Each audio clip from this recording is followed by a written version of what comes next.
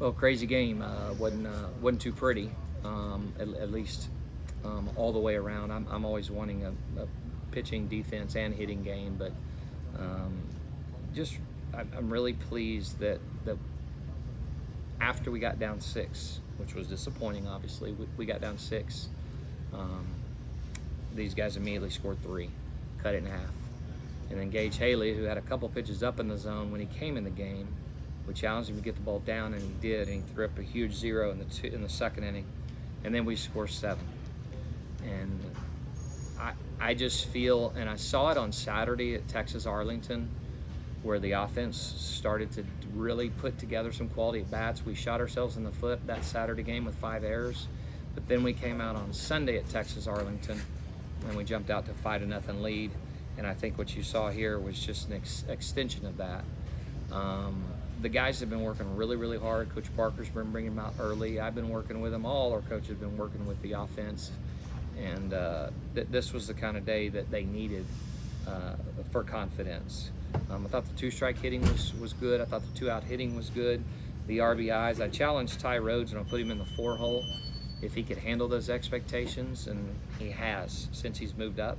I think Sammy Harris has been great in the 2-hole. Took some pressure off Cooper Chaplin, who had a great day. And then the freshman Cade Martin, I think, has really stepped in while Trey Hill is working to get back with us. All the way around, Geck had a home run. It was good to see Angel Cano, who's a power hitter, get one. And then obviously the ball that Jace hit, that's one of the further balls I've ever seen hit. Somebody said it was like 402 feet. So that's why Jace keeps running out there in the lineup, because Jace has that kind of power to change a game.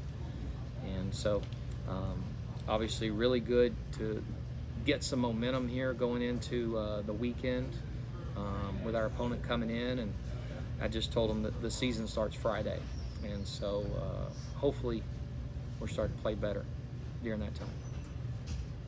And you've been talking a lot about the offense in terms of the little things, the runner on second, nobody out, yeah, or letting up on down, small ball, things of that nature.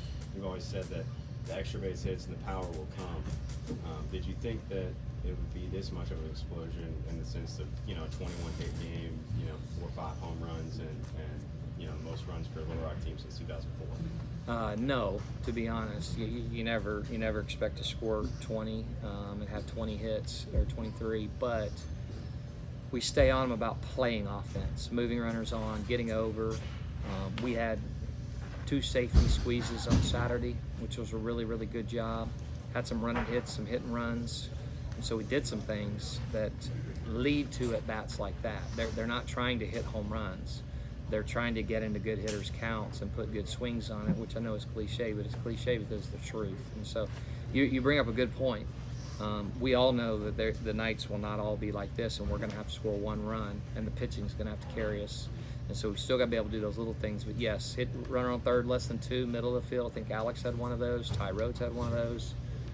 Some move 'em overs, some sac flies, and then the big flies coming to play a key part of that, along with hitting with runners on base. So very pleased with that. Yes.